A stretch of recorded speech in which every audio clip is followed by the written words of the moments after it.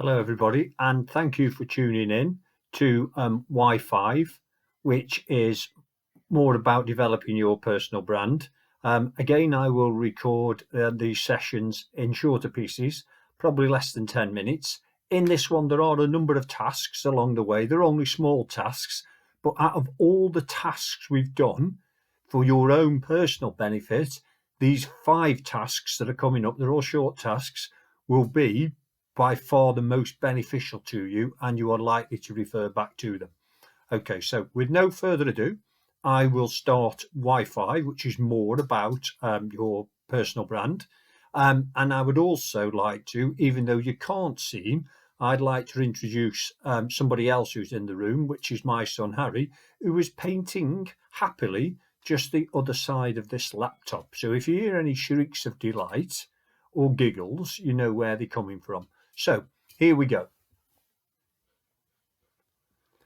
So by the end of these sessions, you will be able to recognize the key elements of your personal brand, articulate your values, strengths, and personality traits more clearly, describe your career goals. Over the rest of the sessions, as I've said, you will be referring back to your answers from the 5 activities this week. So please make space and make them clear when you're noting your answers and ideas down.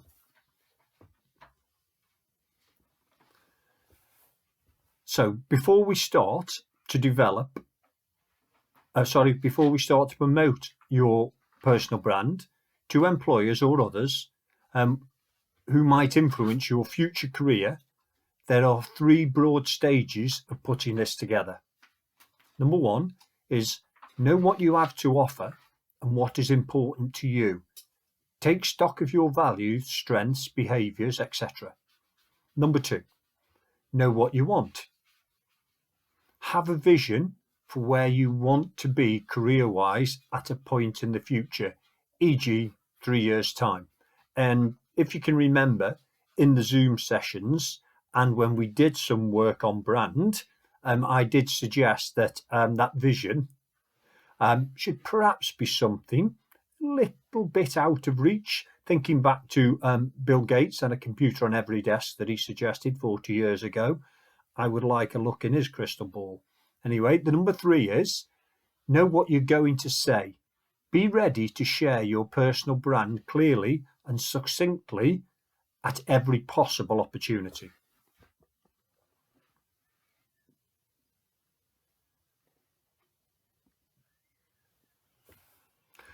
Whilst it all might sound relatively straightforward, let's not underestimate how difficult for all of us, and I've shared that with you, having written most of this content and also presented it to myself like I'm doing now, and then discussed it with you all in the Zoom sessions, how challenging this is. So don't forget, learning is a cumulative experience. So many people, like me, find identifying their strengths and values a difficult process, and it can take time to do it properly. Every 1,000-mile march has its first step.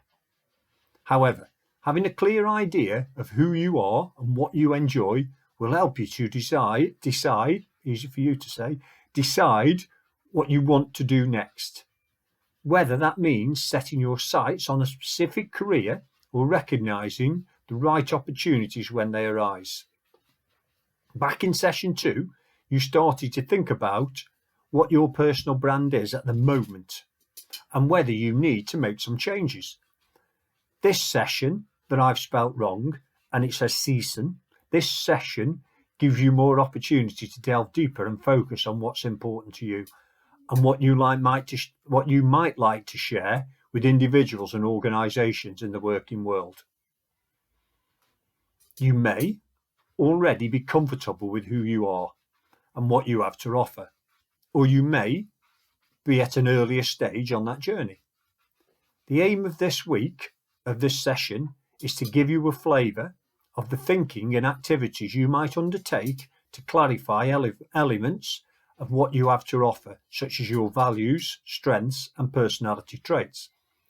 These activities are designed to be useful to all the session participants, regardless of experience, but some of you might feel the need for more support at this point. You only have to ask. And also, I would stress at this point, I have been in the Zoom sessions and I am getting as much back from you guys as you are giving to me.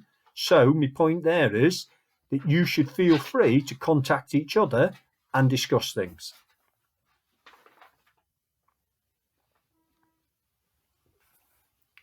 Feedback is an important tool.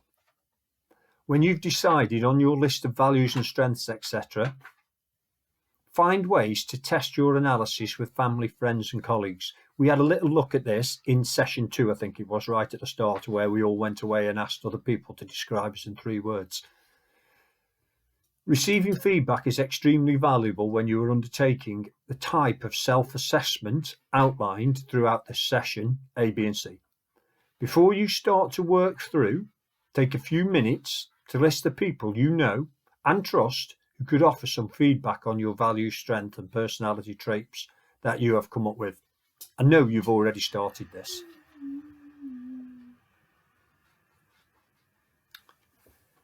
So this is the next section, and this is knowing what I have to offer. There are several elements that are important to consider when determining your personal brand. In this section, you'll focus on your values. Many career professionals will begin a discussion about occupational choice by focusing on your values, as several studies have shown that values often align with occupational preferences. For example, it is found that individuals preferring, choosing or attaining business occupations are generally high on utilitarian, I think it says, orientation and material values. People choosing medical occupations, social work and teaching appear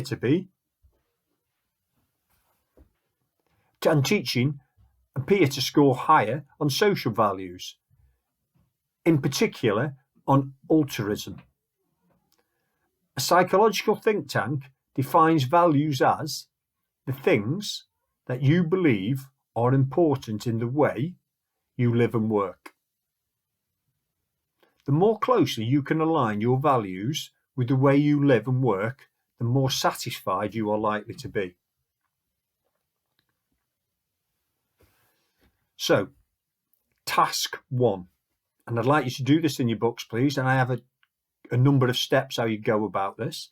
So, task 1, step 1. Spend a few minutes thinking about the times you felt the happiest, proudest, most fulfilled or alive, on fire, and working at my best. You can include examples from both your home and work life. Record these thoughts in your notes. Step 2. When you have reflected on those occasions for a few minutes, consider the values that best represent why those times in your life made you feel so positive and list them. If you wish to Google core values for a little help, just do so. But what I would say, go with your initial reaction to each word. Don't overthink it. Step 3. Narrow down your list to between 3 to 5 core values and list them.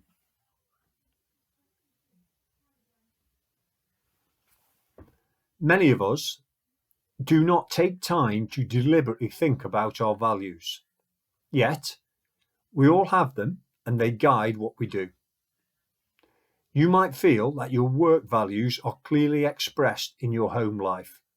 But what about work? Aligning your job with your values can be an important element of job satisfaction. For example, if you are somebody who strongly believes in accountability, but you have colleagues who seem to get away with making mistakes and blaming somebody else, that can make you angry, unhappy or demoralized. If you are self-employed and your values include freedom and independence, that should be a good match. If you plan to use your personal branding to find a job that gives you greater satisfaction, clearly communicating your values to those in your network and beyond is a very good way to start. So thank you very much for listening to Y5a, more about my personal brand. And I will see you in the next session.